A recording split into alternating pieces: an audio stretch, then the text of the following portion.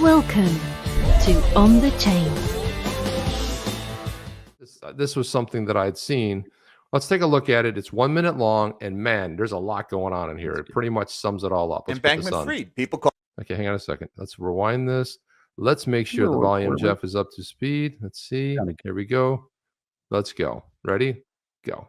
This is Sam Bankman-Fried. People call him SBF. He's the founder of FTX. He also controlled a crypto hedge fund called Alameda Research, but that's all gone now. He wants you to think he's this sweet guy. He even brought in a famous YouTuber who called him the most generous man in the world. Yep, that happened. Truth is, Sam Bankman-Fried is a liar and a crook. His personal crypto FTX token was basically a Ponzi scheme hidden below layers of Moonbro jargon. He even went on Bloomberg's podcast and bragged about it. Yep, that happened. He used his Ponzi token as collateral to borrow billions of real dollars that he couldn't pay back. He then used those real dollars to build an empire out of dying companies like Voyager and BlockFi. This led Jim Cramer to call him the new JP Morgan. That's weird. It's not like Jim Cramer to promote a billionaire con artist. SBF sold people cryptos like Bitcoin, or so they thought. What they really bought from SBF was an IOU. But as long as everyone didn't cash in their IOU at the same time, the scheme worked. Until it didn't. This other a-hole who hates SBF came along and engineered a bank run with some passive-aggressive tweets. It worked. SBF didn't have enough money to repay everyone at once, and now his customers have lost everything. He'll be happy to know that this is exactly how every bank in the world operates. So where did all the money go? He misappropriated $4 billion trying to save his failing hedge fund. Whoops, that's a felony. He spent $21 million on Super Bowl commercials, $5 million for the big guy, $40 million in campaign donations. I wonder what he wanted in return. And everyone who's pointing at this story and saying, this is exactly why we need to regulate crypto. Remember that SBF stole billions. That's already a crime. And he spent a lot of it on bribing politicians. Also a crime, in order to create a crypto monopoly for himself. Government regulations don't protect the customers. They protect the crooks. That's exactly what SBF was trying to do. Oh man, solid man. You know what, this guy is something else. He's got 26,000 followers over on YouTube. Puts out some really great videos. I know we got some others to share their chip, but check that out. So and let's take a look at this. Here's a little clip that we saw over on Twitter. But this, I want to say was the co-CEO of the Alameda arm, which was the trading arm. And this is it. Let's just watch this exchange here, Jeff. Absolutely could pull it off without my math degree. Use very little math. Use a lot of elementary school math. Being comfortable with risk is very important. We tend Jeff, being comfortable with risk is very important. Yeah, especially when it's other people's money and the risk is not on you, right? I mean, especially when it's $4 billion of other ones and, it's IOUs and it's not, you're actually basic map. I like it. Oh, we just use basic map. This here. Why they failed. And somebody else described her online as a Harry Potter fan. I don't know if it's because she had the Harry Potter glasses, and there's nothing wrong with that. But this is who was running the trading arm of let's watch the rest. This is a short clip, man. not to have things like stop losses. I think those aren't necessarily a great risk management tool. I'm trying to think of a good example of a trade where I've lost a ton of money. Well, I don't know. I probably don't want to go into specifics too much with that. Okay, we got to cut that out because that's not good. But anyway, that's the what in the world? That's a what holy in crap. the world is that, Jeff? My God, what in the hell is that? I mean, man, oh man, that's something, huh? That's insane. Gary Gensler's old boss at MIT, Jeff. So MIT. Let's connect the dots here. Gary Gensler's old boss when he was at MIT is the father of Alameda CEO Carolyn Ellison, who we just watched the video of. The general counsel, the general counsel of FTX FTX was used to be the lead counsel to Gensler when he was the CFTC chair.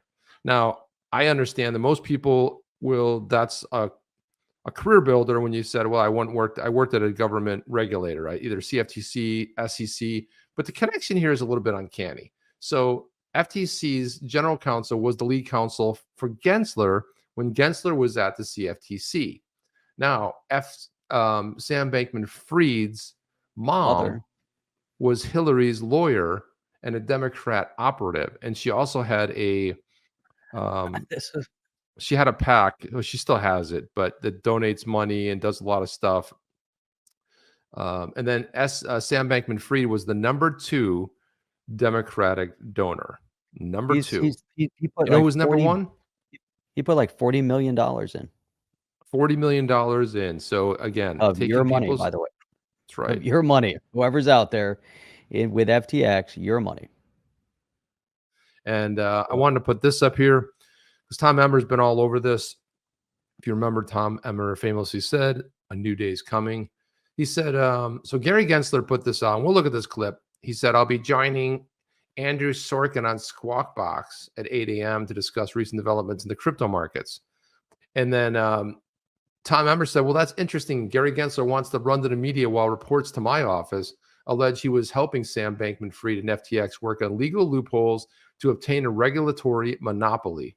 We're looking into this. Oh, hell yeah, we are. Oh, hell yeah, they are. This is huge. This is probably one of the biggest, and it's interesting too, because we're seeing, if you guys aren't paying attention to the unraveling of this last election cycle, is another disaster. It's another embarrassment for the United States, that we don't see states within the U.S. managing their elections properly. A complete disaster, complete inefficiencies.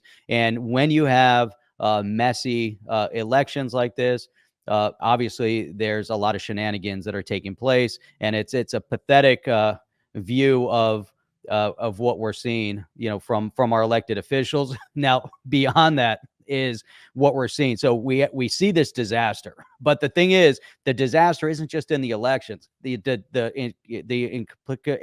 complete incompetence, the complete incompetence and disaster is at the highest levels. So what we're seeing is all the inner workings right now that's being revealed. And so right to the SEC. So, pulling up that Tom Emmer tweet again, it's crazy because things are happening, things are going on. And I'm not going to just, point the finger at one political party, because that would be wrong to do that when we see that there's, on both sides, because obviously we know with the lawsuit against Ripple, what wasn't just from Gary Gensler. We know who dropped that lawsuit. And there was another political group in power at the time when Hinman and Clayton were involved, and so there was other things going on and being orchestrated. There's a lot of power grab, a lot of power moves being revealed at this point. It's kind of terrifying, when we see this, because there's a power structure outside of politics. The politics are really to keep the people, busy, fighting each other. And then there's something else going on, completely separate, from that. And I'm glad that Tom Emmer, there's a few politicians out there that are saying, hey, you know what? We're not going to put up with it, and we're going to investigate, and we're going to dig deep and try to figure this out. Are you down with OTC? Please like, subscribe, and click the bell to be notified when the next video drops.